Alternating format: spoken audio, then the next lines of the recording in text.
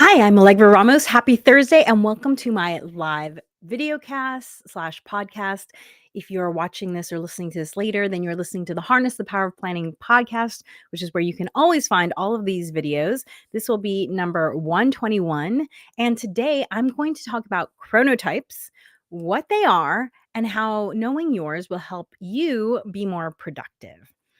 So before I get into it, I always like to start. I'm trying to do a new thing, which is where I'm telling you what I'm going to be speaking about in the future. So next week, I'm going to be talking about the theoretical model of change, which is basically helps you understand why changing what you do or what you think can be so challenging.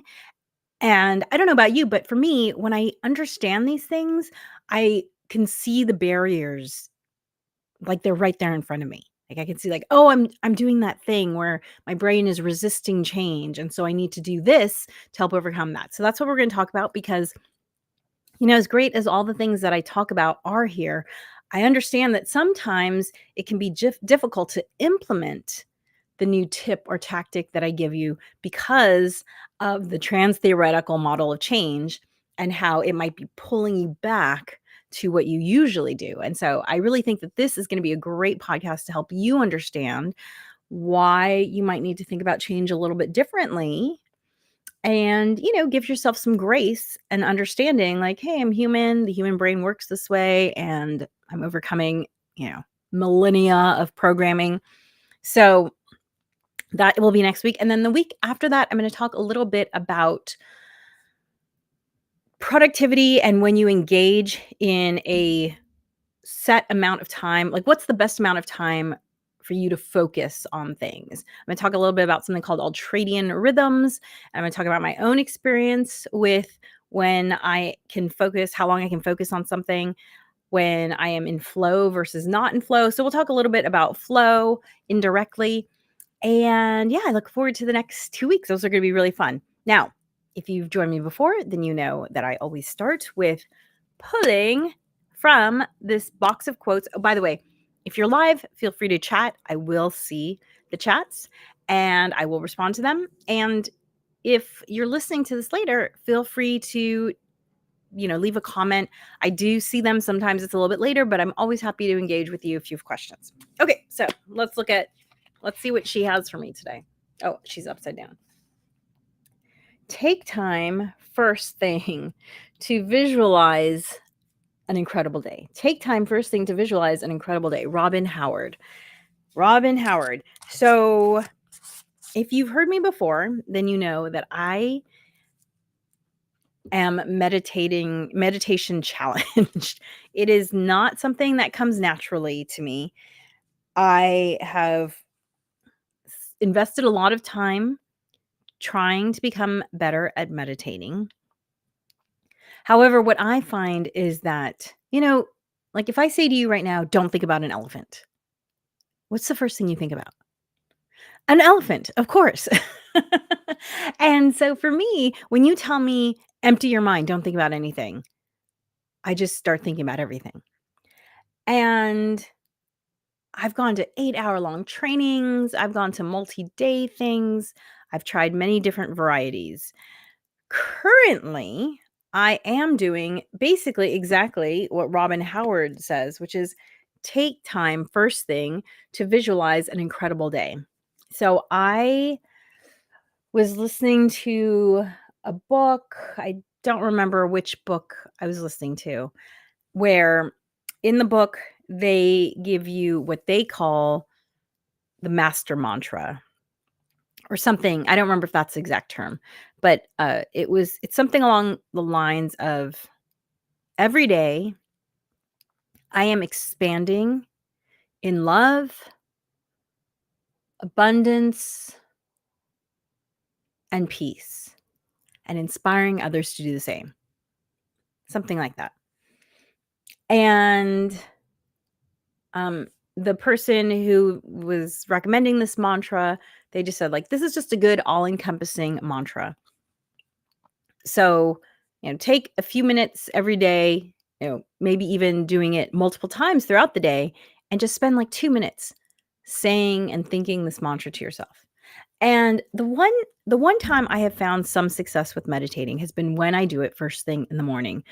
Literally, my alarm goes off on my Fitbit, and depending on what position I'm in at that point in bed, I will turn over onto my back. Sometimes I sleep on my back a lot, so sometimes I'm already there. But if I'm not, turn over onto my back. I put my hands open by my side and I close my eyes and I say this mantra to myself in my head over and over again until either I have to get up or I just feel a sense of peace and joy about the day, or, just I run out of time, whatever it is. And I have been doing this now pretty regularly for, I don't know, 3 months or so, and I've actually changed the mantra for myself. I've made it a little bit longer because I'm very specific about words, and to me, those words didn't encompass exactly what I wanted to say, so I kind of changed them a little bit. But I do today, funny enough, funny that I should pick this card. Funny enough, today I found myself smiling at the end. When I was done saying this mantra, I felt joyful and was smiling. And it's interesting because this weekend, I had a really, really great thing happen to me, which is I produced my second sold out, not just second sold out, but it was my second stand-up comedy show, and it was my second sold out stand-up comedy show. So both shows have sold out, which, like, just thank you. Thank you so much. And it was incredible. If you've ever had the opportunity to do something where it sort of has a end that you can celebrate. So maybe you've, written a book, won a court case, opened a store, started a business, whatever. Because sometimes in life there aren't these definite endings that you can celebrate. So that's why I just mention it. Like when I walked into the sold out room and just the energy was just electric. And I went last, as is my privilege as the producer. And I got to watch, first of all, I got to watch an awesome show. Like, I love comedy. And so watching my friends kill on stage, just being hilarious was amazing. And then getting to go up and at the end, I said a few words about how I really believe that, laughing with strangers is actually part of what can help heal everything that's going on in our world. Like, my show is really just points out our common humanity. And it was so amazing. I was so high after that show, just so happy and proud and, just talking to everybody and their experience with it. It was so beautiful. And then I had something really, really challenging happen uh the next day. And, you know, the mantra really helped because the negative thing could have overwhelmed the positive thing. But I had established for the last couple months this mantra, and I'm so glad I did because it really, really helped me overcome the challenging thing and not let the great thing get lost in the shuffle of the challenging thing. So, by the way, if you want to follow my comedy, you can go to chinagona.com. That's CHINAGONA.com. You can find it there. Anyway, so let's talk about chronotypes. A chronotype is a term that, gosh, you know what? I don't know how long it's been around, but as a student of anthropology, someone who got my degree in anthropology, I don't say anthropologist because I'm not in the field, but I feel like I'm in the field every day because the opportunities to study humans are all around us. But so as I should just say, as an anthropologist, I'm guessing it probably came from anthropologists. And the whole concept is that when we were living in more traditional societies, someone had to be awake. at all times of the day to guard the village, to keep the fire stoked, to protect the boundaries. And because of that, we evolved so that there are people who do better during different parts of the day so that someone could always be alert. And the term that developed was chronotypes, the people who do better during different parts of the day.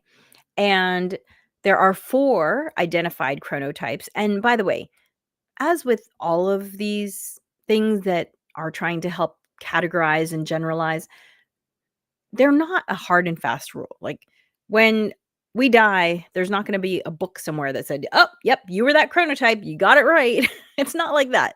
These are general observed leanings of people, and you might find like, "Oh, I'm kind of between a this and a that." Yeah, of course, because, that's how these things are, right? You're never exactly 100% as defined because these are definitions that humans have come up with to try and help understand this thing that they're observing. And so anthropologists have probably, or psychologists have probably observed that people tend to do better during different parts of the day, and this is their explanation for it. So they have defined, there have been 4 chronotypes that are defined, and I've seen different names for these chronotypes, but this is what I think I see the most, and this is the one that I'm sticking with. And the chronotypes are the lion, the bear, the wolf, and the dolphin. And I kind of mention them in that order because that's kind of the order of the day that they prefer, the time of day they prefer. So let me just give you a general description of these types. So lions are the early risers. They make up about 15% of the population. They wake up about 5:30 a.m. or maybe even earlier. They are most productive in the first half of the day, and they go to bed at 10 p.m. or earlier. The second chronotype is the bear, and the bear makes up most of the population, 55%. And the bear is the prototypical sort of wakes with the sun and goes to sleep with the sun.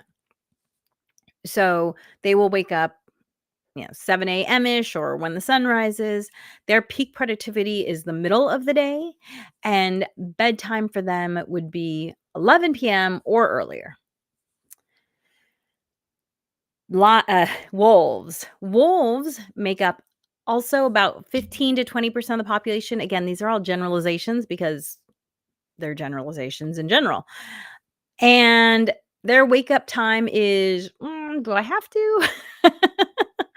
uh, they could sleep in. Their peak productivity would be midday into the evening, and bedtime would be midnight or later. And then finally, we have the dolphins, who are the smallest part of the population, around 10% ish. And maybe you know this about dolphins, but dolphins apparently have 2 parts in their brain, and only one part is asleep at any time, so that the other part is awake. And so their wake up time is irregular. Their peak productivity is late afternoon, and their bedtime is irregular.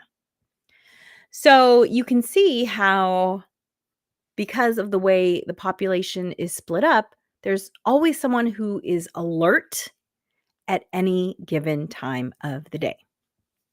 Now, how does this affect you and how does this affect productivity? Well, I think that, first of all, one thing is that our society, and by our society, I mean Western society, I'm in the US, so I guess I could even say American society, is a little more focused on the morning person. It's kind of set up for a morning person. One of our founding fathers famously said, early to bed and early to rise makes man healthy, wealthy, and wise. But he was kind of only talking about lions and bears there, right? And they didn't know probably about this chronotype. At least maybe they had some guesses at it, but it wasn't something that was spoken about as far as I know. And so our society is kind of biased towards early risers. And this is not always the case. For instance, if you've ever gone to Spain, then you know that the Spaniards' way of life is very biased towards the people who like to stay up late. So it is partially cultural. I'm sure part of it also has to do with environment because I'm guessing in the countries where they have much bigger differences between how much sun there is and isn't based on the seasons, in the northern and southern, the extreme north and extreme south, I'm guessing that they have probably a different distribution and a different cultural bias in terms of how they're set up. But because of where America is set up, kind of like, you know, in between the equator and the North Pole, we have at least a lot of our country doesn't have these huge swings in sunrise and sunset. Like, I remember I spent one summer in Montana, and I couldn't believe the sun was still out at 11. So, I'm sure people would evolve very differently there in terms of their cultural preferences for staying up late if there's still sun up at 11 PM. That was crazy to me. Anyway, so for one thing, you might live in a society that has a cultural bias towards one of these chronotypes that doesn't benefit you. So that's something to think about. And actually, one of the resources that when people ask me, what if I'm a dolphin, but I live in an office environment that is set up for lions? And what I will say is, one, I'm not an expert in this. Two, I'm not a doctor and I don't play one on TV. There is a gentleman, Dr. Bruce, and I believe it's spelled Breuss. He didn't come up with chronotypes, but he did write a book about chronotypes and how you can adjust based on, how you eat, how you sleep, how you can sort of make these adjustments to your chronotype. I guess there is some flexibility there. And by the way, your chronotype can change throughout your life. However, for your sort of like the majority of your adulthood years, apparently it will kind of stay pretty stable. So I would recommend, if you say like, yes, I'm a dolphin living in a lion's world, then definitely check out this book. I believe his website is thesleepdoctor.com. I think it's Michael Bruce. So check that out. And I'll put that in my show notes as well. Okay. So one, this might be eye-opening for you because you might be living in a culture that isn't really set up for your chronotype.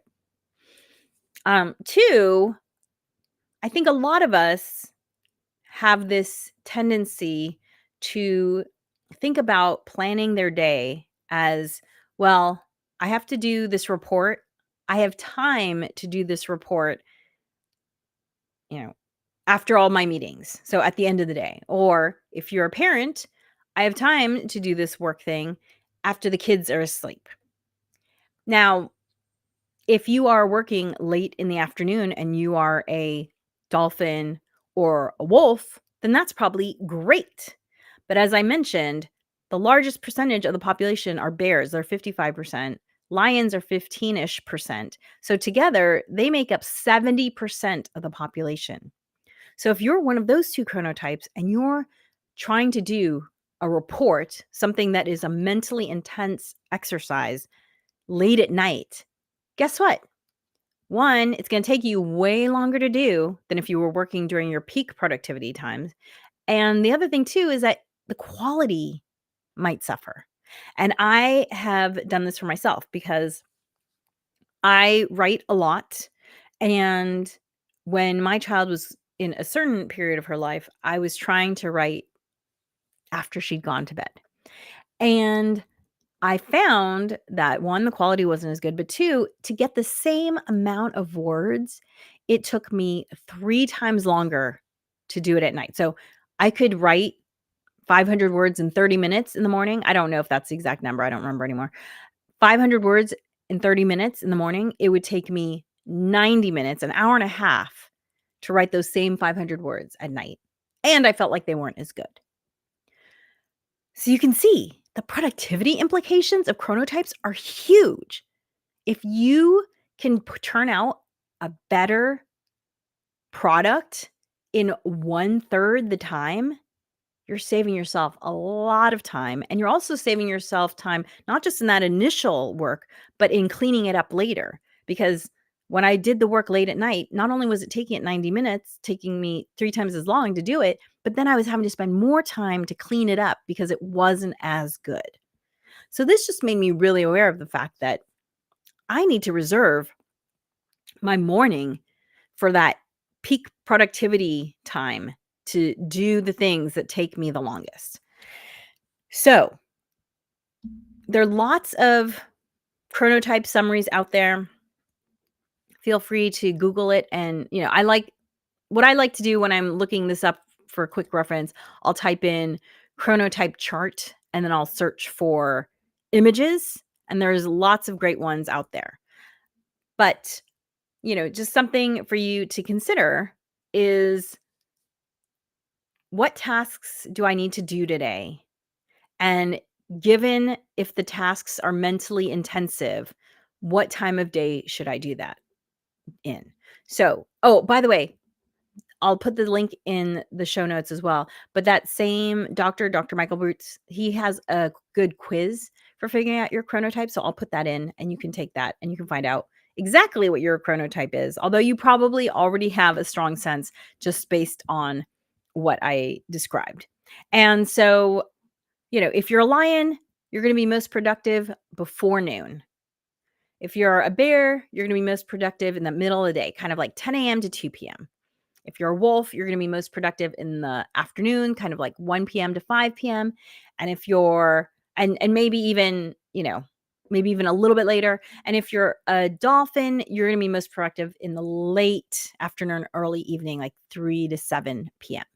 So based on that, do the stuff that is intensive for you then. And, if you're a manager, think about how your office workers' chronotypes or how your employees' chronotypes, how that could impact their work and how you might get the best out of them if you can give them the flexibility to work within their chronotype. Like, let's say you have someone who is a dolphin. If you really value that person's output, maybe you will let them, have an adjusted schedule. Maybe not the whole week, maybe just a few days of the week when they're really having to work on things that are important so that they can come in later and then work later, or even maybe work from home in the evening. If you're getting better results from your employees by allowing them to work with the rhythms of their brain and their body, it could be worth it. Another thing to think about if you're a manager is, what time of the day are you having your meetings? Because based on the chronotype chart, 70% of your employees are most productive before 2 p.m. So based on that, I feel like it pretty clearly shows that good time for group meetings would be, 10 a.m. or 11 a.m. because then you're getting that biggest block, the 70% block. And then if you have to have another meeting to try and get the wolves and dolphins together, then the best time for that would be kind of like 2 p.m. or 3 p.m. because you might get some of the bears in there too. And so again, you're getting another like 70% chunk. So, maybe you want to think about when you're having your all staff meetings and, who are the all staff meetings favoring? Are you helping as many of your employees be alert at those meetings so they're actually taking in the information? When I'm working with clients about productivity and, scheduling meetings and stuff, I always try and make it clear that being effective and efficient are not the same thing. It might be very efficient to just have one all staff meeting, but if 30% of your employees are kind of checked out, maybe it's worth your while to have two all staff meetings and maybe have them be a little bit shorter. I was working with a company who they were having these all staff meetings that were really long. And I actually observed these all staff meetings in person. And not only were they long, but sometimes they were happening outside where it was hard to hear and it was warm.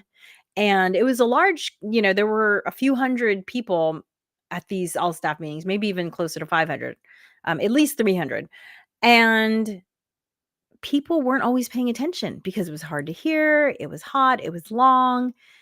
And so that might have been a very efficient way to hold a meeting, but it wasn't as effective. And they were also part of why they were so long was that they were doing the meetings quarterly. And so I suggested, have you thought about doing a meeting on a monthly basis and just making it a lot shorter? And, part of the concern was that there was going to be a loss of productivity in getting people going to and fro, like from the job and off the job, like whereas doing it quarterly felt more efficient. And I said, okay, but are people remembering anything that's said in the meetings? Because if they're not remembering, what's the point of having the meeting? Right? It makes you feel good as one of the people who's speaking because you're getting to say the things that you think need to be said.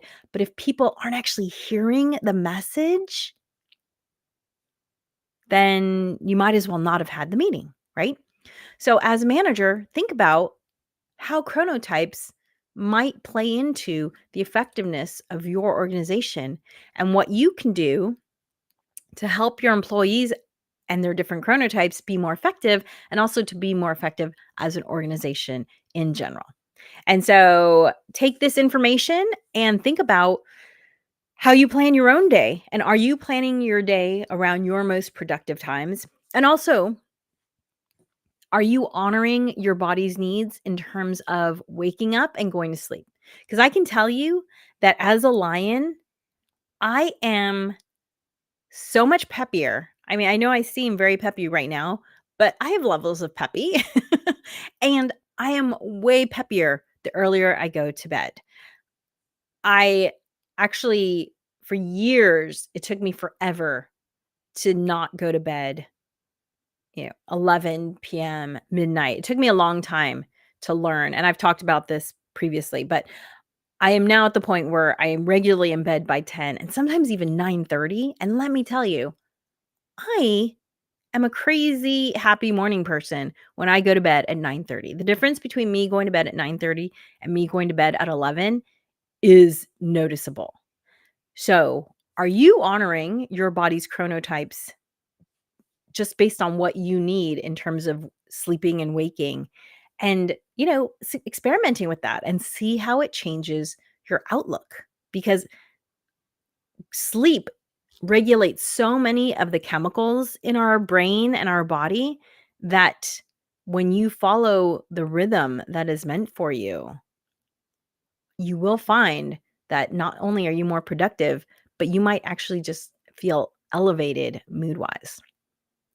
Thank you so much for joining me. As I mentioned, next week I'm going to be talking about uh, the trans theoretical model of change and help you understand why change can be so hard and how understanding this model can help make it easier. And then the week after, I'm going to talk about ultradian rhythms.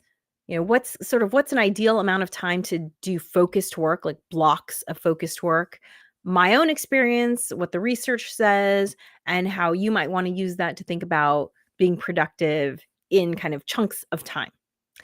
Thank you so much for joining me. If you want to find out more about how you can work with me individually, I do offer individualized productivity and time management coaching. I also have a bouquet of books all about productivity and time management and life design. If you want the one that's going to immediately impact your life, get 3-2-1 done. This is all about 3 time management strategies that will help you knock things off your to-do list. And yeah, you can find out that and so much more at my website, bywdreams.com. And remember, planning makes everything easier. Be sure to rate and like and subscribe